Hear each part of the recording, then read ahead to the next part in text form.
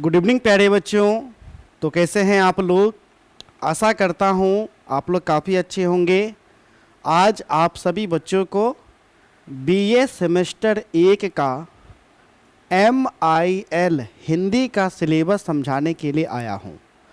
आज के क्लास में आप सभी बच्चों को मैं सबसे पहले MIL हिंदी का सिलेबस में समझाऊंगा। सिलेबस समझाने के बाद फिर मैं एग्ज़ाम पैटर्न के बारे में बताऊंगा। फिर मैं आपको यह बताऊंगा कि आपको कौन सा बुक खरीदना चाहिए और सबसे अंत में मैं यह बताऊंगा कि आपका एग्ज़ाम कब होगा। ठीक है बच्चों, तो कुल मिलाकर के आज हम इसी 4 टॉपिक पर बात करेंगे। तो चलिए क्लास को अब हम शुरू करते हैं। क्लास को शुरू करने से पहले अगर आपने हमारे चैनल को सब्सक्राइब नहीं किया है तो अवश्य रूप से हमारे चैनल को सब्सक्राइब कर दें, बेल आइकन को दबा दें और अपने दोस्तों को अवश्य रूप से शेयर करें। ठीक है बच्चों, आज मैं सिलेबस लेकर के आया हूँ। यह आपका बिहार यूनिवर्सिटी का ऑफिशियल सिलेबस है। ठीक है बच्चों, सिलेबस को अगर आप PDF फाइल में लेना चाहते हैं तो मैंने अपने टेलीग्राम चैनल पर दे दिया है। आप हमारे टेलीग्राम चैनल पर जाएं, टेलीग्राम चैनल को ज्वाइन करें और आप इसे आप PDF फाइल में डाउनलोड कर सकते हैं। मैंने अपना टेलीग्राम चैनल का लिंक वीडियो के डिस्क्रिप्शन बॉक्स में दे दिया है। ठीक है, चलिए तो सबसे पहले हम सिलेबस की चर्चा करेंगे। ठीक है बच्चों, तो बच्चों विषय हमारा क्या हो गया? विषय हो गया हमारा MIL हिंदी।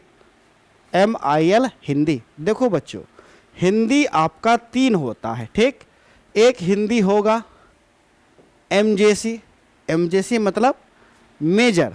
ठीक है, जो बच्चे अपना ग्रेजुएशन हिंदी से करेंगे उनका क्या हो जाएगा? हिंदी मेजर पेपर हो जाएगा। ठीक है, तो हिंदी मेजर का अलग सिलेबस होता है। मेजर के बाद एक आता है MIC यानी एक प्रकार से सब्सिडरी। ठीक है, हिंदी MIC का सिलेबस अलग हो जाता है और हिंदी MIL का सिलेबस अलग हो जाता है। ठीक, जिस प्रकार हिंदी का मेजर होता है, माइनर होता है, उसी प्रकार MIL हिंदी आता है AEC के अंतर्गत। किसके अंतर्गत? AEC के अंतर्गत। ठीक है, समझ गए? चलिए,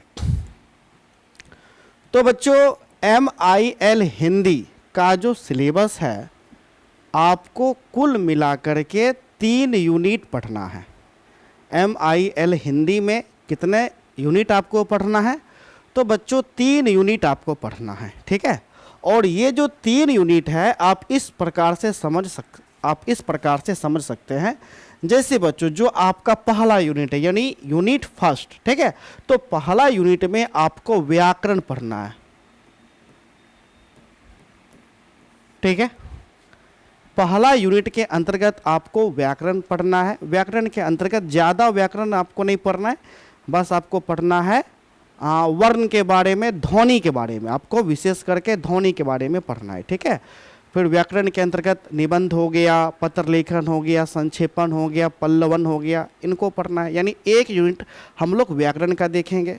जबकि जो दूसरा यूनिट होगा, ठीक है बच्चों, दूसरे यूनिट में हम लोग गद्य को पढ़ेंगे। यानी दूसरा यूनिट आपका गद्यखंड का होगा यानी गद्य पढ़ेंगे, और जो तीसरा यूनिट होगा वो आपका पदखंड होगा यानी काव्य होगा, मतलब कविता होगा। ठीक है, तीसरे यूनिट में हम लोग कविता पढ़ेंगे, दूसरे यूनिट में गद्यखंड पढ़ेंगे और पहले यूनिट में हमें क्या पढ़ना है? व्याकरण। तो सबसे पहले बच्चों हम लोग किसकी चर्चा करेंगे? तो पहले यूनिट की चर्चा करेंगे और हम यह चर्चा करेंगे कि पहले यूनिट में आपको क्या क्या पढ़ना है। ठीक है, चलो तो बच्चों आपका यहाँ पर आ गया यूनिट फर्स्ट। ये आपका यूनिट फर्स्ट हो गया। हम ज़्यादा जूम आपको है ना कर देते हैं ताकि आपको अच्छे से दिखाई पड़ जाए। ठीक है, चलो यहाँ पर आप साइड में देख सकते हैं, यहाँ पर 1 आपको लिखा हुआ है। ठीक, तो यहाँ पर जो 1 लिखा हुआ है ये आपका यूनिट 1 हो गया। क्या हो गया बच्चों? यूनिट 1 हो गया। थोड़ा सा हम जूमिंग को डाउन कर देते हैं। जैसे देखिए, देख सकते हैं 1 मतलब ये आपका हो गया यूनिट 1, 2 यूनिट 2, 3 मतलब यूनिट 3। और आप देख सकते हैं ये पूरा साइन वाइन किया हुआ है ऑफिशियल आपका सिलेबस है, ठीक है। चलो अब जो इतना ठीक है, ठीक है, इतना ठीक है। तो ये हो गया यूनिट 1, ठीक है बच्चों। यूनिट 1 में हमें क्या पढ़ना है? सबसे पहले हम लोग हिंदी की ध्वनियाँ को पढ़ेंगे। हिंदी के किसके बारे में पढ़ेंगे? ध्वनि के बारे में, ठीक है बच्चों। और क्या पढ़ना है? और उसके प्रकार के बारे में पढ़ना है। यानी कुल मिलाकर के कहिए तो आपको वर्ण के बारे में पढ़ना है, ठीक है। सबसे पहले आपको किन के बारे में पढ़ना है बच्चों? वर्ण के बारे में पढ़ना है। और आपको जहाँ तक पता होगा कक्षा 12वीं में भी मैंने ध्वनि पढ़ाया था, ठीक है। तो सबसे पहले आपको ध्वनि पढ़ना है, ध्वनि के प्रकार पढ़ना है, ठीक है। फिर उसके बाद बच्चों उच्चारण देखना है, यानी ध्वनि का उच्चारण अर्थात वर्णों का उच्चारण। मैंने आपको वर्ण का उच्चारण भी मैंने बताया था कि स्वर वर्ण का उच्चारण और व्यंजन वर्ण का भी उच्चारण मैंने बताया था। स्वर वर्ण का उच्चारण, ठीक है, मैंने उच्चारण के आधार पर वर्गीकृत किया था, ठीक है। चलो, तो सबसे पहले ध्वनियाँ पढ़ना है, फिर उसके प्रकार पढ़ना है, उच्चारण देखना है, ठीक है। लिपि की आवश्यकता देखना है, हिंदी भाषा के बारे में आपको जानना है कि हिंदी भाषा क्या है, कितना वर्ष पुराना भाषा है, ठीक है। जैसे मैंने कक्षा 12वीं में भी बताया था कि हिंदी लगभग 1000 वर्ष पुराना भाषा है। तो एक प्रकार से आपको हिंदी भाषा को देखना है। देवनागरिक लिपि को देखना है, चूँकि हिंदी जो भाषा है इसका लिपि का स्वरूप क्या है? देवनागरिक स्वरूप है, ठीक है। तो लिपि को देखेंगे, यानी देवनागरिक लिपि को देखेंगे। देवनागरिक लिपि की विशेषताएं देखेंगे और उसके मानकीकरण का प्रश्न को देखेंगे, ठीक है। तो पहला यूनिट का ये आपका पहला पॉइंट हो जाता है। तो पहला पॉइंट में हमने क्या देखा कि पहला पॉइंट में विशेष करके हम लोग क्या पढ़ रहे हैं? ध्वनि के बारे में पढ़ रहे हैं। किसके बारे में? ध्वनि के बारे में और लिपि के बारे में। यानी 2 पॉइंट आपको काफ़ी ज़्यादा महत्वपूर्ण हो जाता है, एक ध्वनि, दूसरा लिपि। लिपि में देवनागरिक। यहाँ पर आपका प्रश्न भी बनेगा, सब्जेक्टिव में आपसे पूछा जा सकता है ध्वनि किसे कहते हैं, ध्वनि के प्रकार बनाए। काफ़ी महत्वपूर्ण प्रश्न आपका ऐसे ही आपको बन गया, ठीक है। चलो, तो पहला यूनिट का ये आपका पहला पॉइंट हो जाता है। दूसरा पॉइंट में आपको क्या पढ़ना है? तो पहला यूनिट का दूसरे पॉइंट में बच्चों आपको निबंध पढ़ना है। क्या पढ़ना है? निबंध। कक्षा 12वीं में भी मैंने आपको निबंध काफ़ी अच्छे से बताया था। निबंध को किस प्रकार लिखा जाना चाहिए मैंने ये भी आपको बताया था, ठीक है। तो निबंध के अंतर्गत लेखन, ठीक है बच्चों, संक्षेपण, कक्षा 12वीं में भी मैंने संक्षेपण आपको बताया था। लेखन, संक्षेपण, पल्लवन। पल्लवन भी जो होता है एक प्रकार से संक्षेपण टाइप का ही होता है पल्लवन, ठीक है। तो जब हम पल्लवन बताएंगे तो उस समय आप समझने जाइएगा। तो लेखन, संक्षेपण, पल्लवन, अवबोध, हिंदी मुहावरे और कहावतें, ठीक है, हिंदी से अंग्रेजी और अंग्रेजी से हिंदी अनुवाद, ठीक है बच्चों। मुख्य रूप से ये देखना, यानी दूसरे यूनिट में मुख्य रूप से निबंध यानी निबंध लेखन के बारे में देखना है। किसको? निबंध के बारे में देखना है, संक्षेपण के बारे में देखना है, पल्लवन। और यही तीनों आपको काफ़ी ज़्यादा महत्वपूर्ण हो जाता है। दूसरे पॉइंट में जो सबसे ज़्यादा महत्वपूर्ण हो जाता है निबंध, काफ़ी ज़्यादा महत्वपूर्ण है। निबंध लेखन, पल्लवन, ठीक, यानी संक्षेपण, ये दोनों काफ़ी ज़्यादा आपका महत्वपूर्ण हो जाता है। कक्षा 12वीं मैंने आपने देखा होगा कि निबंध 8 नंबर का था, संक्षेपण 4 नंबर का था, ठीक है। चलिए, तो यहाँ पर हमारा जो पहला यूनिट का दूसरा पॉइंट होता है ये भी आपका समाप्त हो जाता है।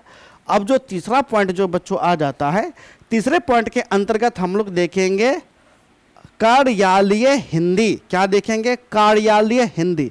कार्यालय हिंदी का तात्पर्य यह हो जाता है कि कार्यालय में जो हिंदी का प्रयोग किया जाता है। जैसे बच्चों देखो, कार्यालय में पत्र लिखा जाता है, लेकिन कार्यालय जो पत्र होता है वो सामान्य पत्र से भिन्न होता है, ठीक है। तो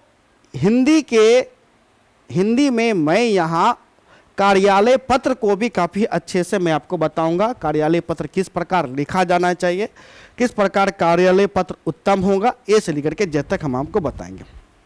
तो कार्यालय संबंधी सरकारी पत्राचार के बारे में पढ़ना है, टिप्पण के बारे में पढ़ना है, प्रारूपण के बारे में पढ़ना है, राजभाषा, ठीक है, राज्य भाषा, संपर्क भाषा, संविधान की 8वीं अनुसूची और उसके निहितार्थ के बारे में आपको जानना है। ठीक है, चलिए, तो इतना आप लोग पढ़िएगा, आपका पहला यूनिट क्या हो जाएगा बच्चों, पहला यूनिट आपका समाप्त हो जाएगा। ठीक है, अब हम चलेंगे दूसरे यूनिट पे।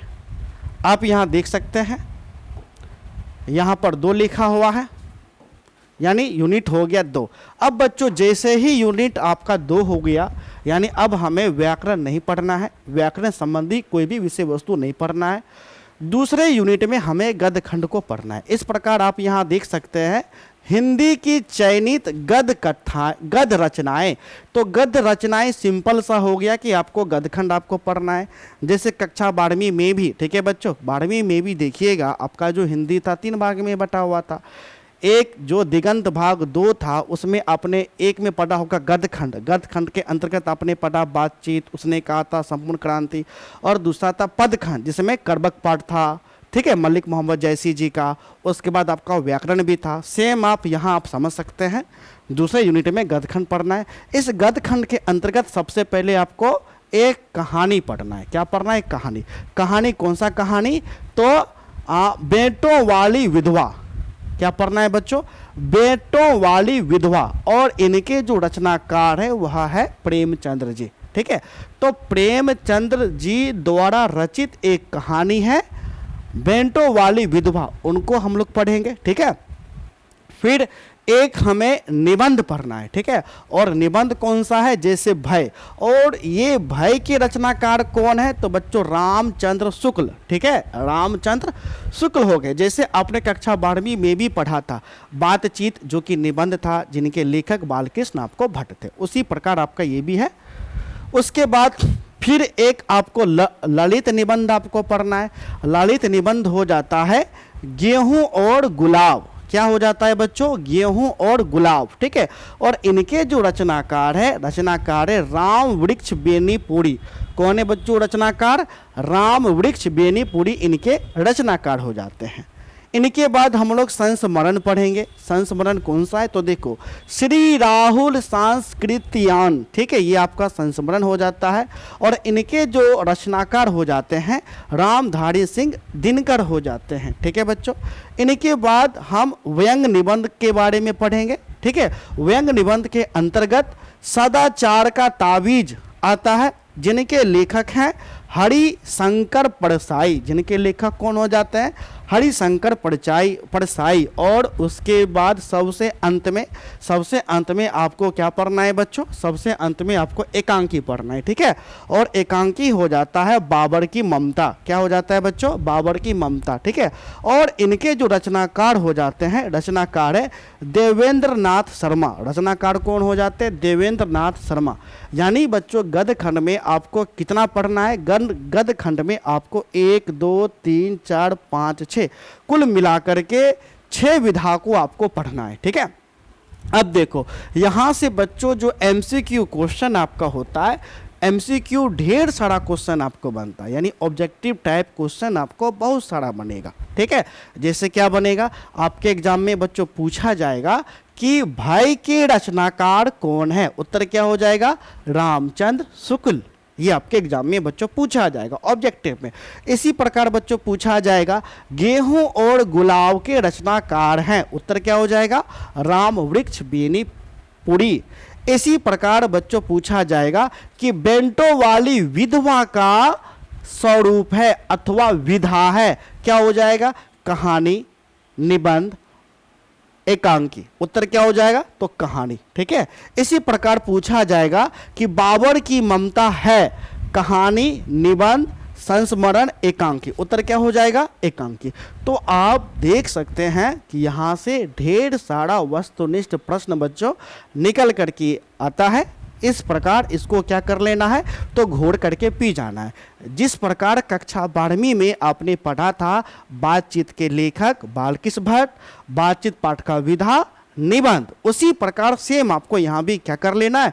याद कर लेना है, जो कि आपके ऑब्जेक्टिव में काफ़ी ज़्यादा बच्चों मदद करेगा। ठीक है, चलिए, तो गद्य खंड में क्या पढ़ना है ये तो आप तो समझ गए।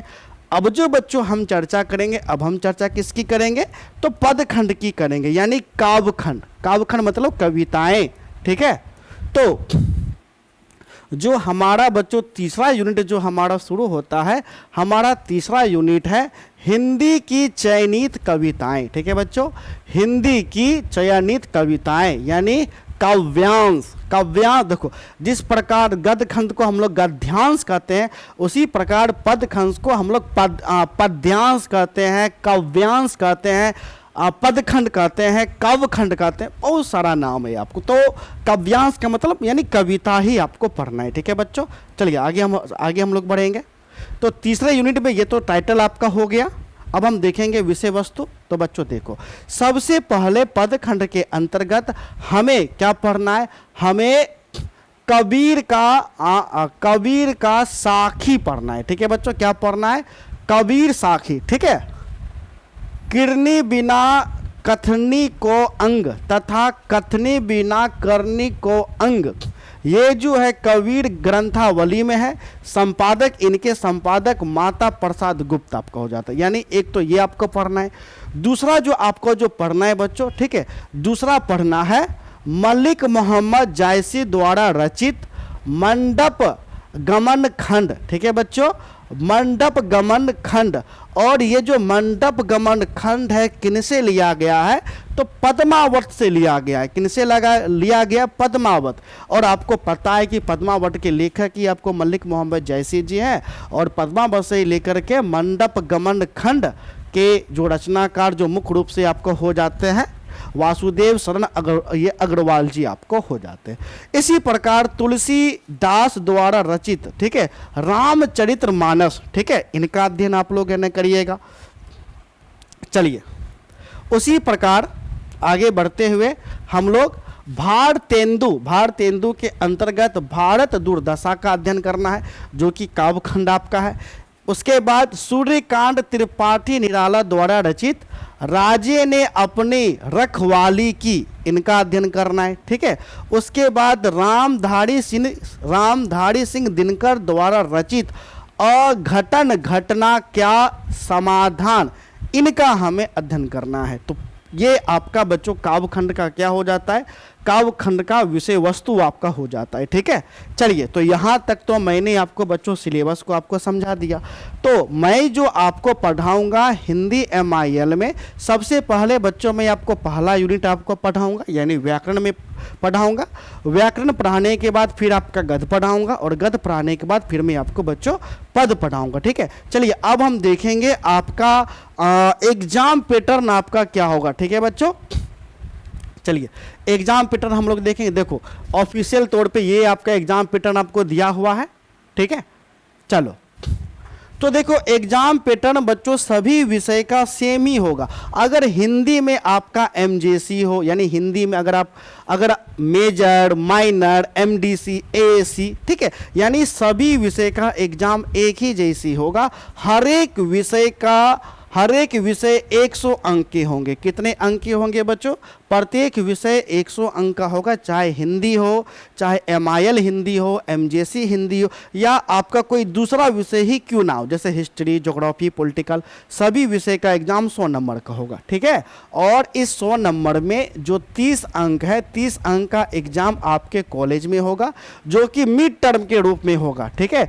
फर्स्ट मिड टर्म में 15 नंबर का होगा, सेकेंड मिड टर्म में भी 15 नंबर का, जो कि 2-2 मंथ पर आपके एग्जाम होगा। तो यानी 2 मंथ बीतेगा, फर्स्ट मिड टर्म का एग्जाम होगा आपके कॉलेज में, और फिर सेकेंड मिड टर्म में भी सेकेंड मिड टर्म का एग्जाम होगा। एक मिड टर्म का एग्जाम 15 नंबर का होगा। इस हिसाब से कितना अंक हो गया, तो 30 अंक। 30 अंक का एग्जाम बच्चों आपके कॉलेज में होगा, आपको बाहर जा कर के नहीं देना है। जबकि कितना बच गया बच्चों 70 नंबर, ठीक है। तो इस 70 नंबर का एग्जाम आपको सेंटर पर जा कर के देना पड़ेगा, यानी आपका जो कॉलेज है उस कॉलेज को छोड़ करके किसी दूसरे कॉलेज में जा कर के आपको इसी 70 नंबर का आपको एग्जाम देना पड़ेगा, ठीक। और ये जो 70 नंबर है बच्चों, इस 70 नंबर में देखिए 20 नंबर का आपका ऑब्जेक्टिव क्वेश्चन का एग्जाम होगा, 20 नंबर का लघु प्रश्न आपको रहेगा, और 30 नंबर का दीर्घ प्रश्न आपको रहेगा, ठीक है बच्चों। चलिए अब हम बताते हैं जो 20 नंबर का ऑब्जेक्टिव होगा, ये क्वेश्चन आपको मिलेगा पार्ट ए में। किसमें मिलेगा? पार्ट ए में। ठीक है बच्चों, और पार्ट ए में, और ये जो पार्ट ए जो क्वेश्चन होगा वो कंपलसरी क्वेश्चन होगा, यानी अनिवार्य। इसमें आपको कोई ऑप्शन आपको नहीं मिलेगा। ठीक है, आपके सामने 20, ठीक है बच्चों, आपके सामने 20 नहीं 10, ठीक है बच्चों, आपके सामने 10 एमसीक्यू क्वेश्चन आपको दे दिया जाएगा और कहा जाएगा कि आपको 10 का 10 बनाना है। बिहार बोर्ड में क्या होता था कि 100 ऑब्जेक्टिव दे दिया, कोई आपको 50 बनाना होता था, लेकिन यहाँ अब वैसा नहीं है। 10 ऑब्जेक्टिव दिया जाएगा और आपको कहा जाएगा कि 10 का 10 बनाना है। एक ऑब्जेक्टिव कितने अंक का होगा बच्चा? 2 नंबर का होगा। तो इस हिसाब से ऑब्जेक्टिव कितने नंबर का हो गया? 20 नंबर का आपका ऑब्जेक्टिव हो गया, जो कि कंपलसरी है, हर बच्चे को बनाना ही पड़ेगा और इसमें कोई ऑप्शन नहीं मिलेगा। 10 ऑब्जेक्टिव है, 10 का 10 सबको बनाना पड़ेगा। ठीक, इसके बाद आपको जो पार्ट बी रहेगा वह आपका हो गया शॉर्ट क्वेश्चन आंसर, यानी लघु प्रश्न उसमें आपको रहेगा। कुल लघु प्रश्नों की संख्या आपको 6 रहेगा। कितना रहेगा बच्चों? 6 लघु प्रश्न होगा और इस 6 में से कहा जाएगा कि कोई आपको 4 प्रश्न बनाना है। कितना प्रश्न बनाना है? 4। एक प्रश्न बच्चों 5 नंबर का होगा, यानी लघु जो होगा एक 5 नंबर का होगा। इस प्रकार से आप देख सकते हैं लघु भी कितने नंबर का हो गया बच्चों? लघु भी 20 नंबर का हो गया। अब जो लास्ट वाला पार्ट होगा वो पार्ट सी होगा, जिसमें लॉन्ग क्वेश्चन आंसर होगा, यानी दीर्घ प्रश्न उत्तर होगा। ठीक है, और दीर्घ में कुल मिलाकर के आपको 5 दीर्घ दिया जाएगा। कितना दीर्घ दिया जाएगा? 5 दीर्घ। और इस 5 में से आपको बच्चों कितना प्रश्न बनाना होगा? आपको मात्र 3 प्रश्न आपको बनाना होगा। ठीक है, और एक दीर्घ बच्चों 10 नंबर का होगा। इस हिसाब से दीर्घ कितने नंबर का हो गया? दीर्घ आपको 30 नंबर का होगा। अब नंबर जोड़ो, 20 का 20, 20 दूनी 40, 40 30 70, तो यहाँ आपका 70 पड़ गया। तो 70 नंबर का एग्जाम सेंटर पर होगा और 30 नंबर का एग्जाम आपके कॉलेज में होगा। ठीक है बच्चों, चलिए मैंने सिलेबस बता दिया, एग्जाम पैटर्न बता दिया। अब मैं आपको बताऊंगा एग्जाम के बारे में कि आपका एग्जाम बच्चों कब होगा। ठीक है, तो देखो आपका एग्जाम, अगर आप पटना यूनिवर्सिटी, अगर आप पाटलिपुत्रा यूनिवर्सिटी से हैं तो सबसे पहले एग्जाम पाटलिपुत्रा यूनिवर्सिटी का ही होता है। पाटलिपुत्रा यूनिवर्सिटी का जो एग्जाम है या तो नवंबर के अंत में होगा या तो आपका दिसंबर में होगा। ठीक है बच्चों, यानी आपको मान करके चलना है कि आपका एग्जाम दिसंबर में निश्चित आपको हो जाएगा। ठीक, यानी दिसंबर के बाद से हर एक यूनिवर्सिटी का एग्जाम होना शुरू हो जाएगा। ठीक है, लेकिन अधिकांश यूनिवर्सिटी का एग्जाम बच्चों जनवरी में होगा, जैसे ललित नारायण मिथिला यूनिवर्सिटी है, ठीक है, मधेपुरा यूनिवर्सिटी है, मुंगेर यूनिवर्सिटी है, तिलका मांझी यूनिवर्सिटी है। ठीक है, अधिकांश यूनिवर्सिटी का एग्जाम जनवरी में होगा, लेकिन कुछ यूनिवर्सिटी का एग्जाम जो कि बिफोर चलते हैं, समय से चलते हैं, उनका एग्जाम, ठीक है बच्चों, कब होगा? उनका एग्जाम दिसंबर में होगा। लेकिन कुछ कुछ ऐसे भी यूनिवर्सिटी होते हैं जो काफ़ी ज़्यादा डिले चलते हैं, जैसे पूर्णिया यूनिवर्सिटी, तो उनका एग्जाम आप समझ सकते हैं कि जनवरी के बाद ही होगा, यानी फरवरी में भी आपका हो सकता है। ठीक है, चलिए, तो इस प्रकार यानी आप औसत मान के चलिए कि दिसंबर में अगर आपका एग्जाम होगा तो आपका जो सिलेबस है, आपको सिलेबस नवंबर तक बच्चों खत्म कर देना है। कब तक खत्म कर देना है? नवंबर तक आपको सिलेबस खत्म कर देना है। मई तो बीत ही चुका है, बच कितना गया? जून, जुलाई, अगस्त, सितंबर, अक्टूबर, नवंबर, दिसंबर। ठीक है बच्चों, दिसंबर, यानी मोटा मोटी समझिए कि 6 महीना अभी भी समय है।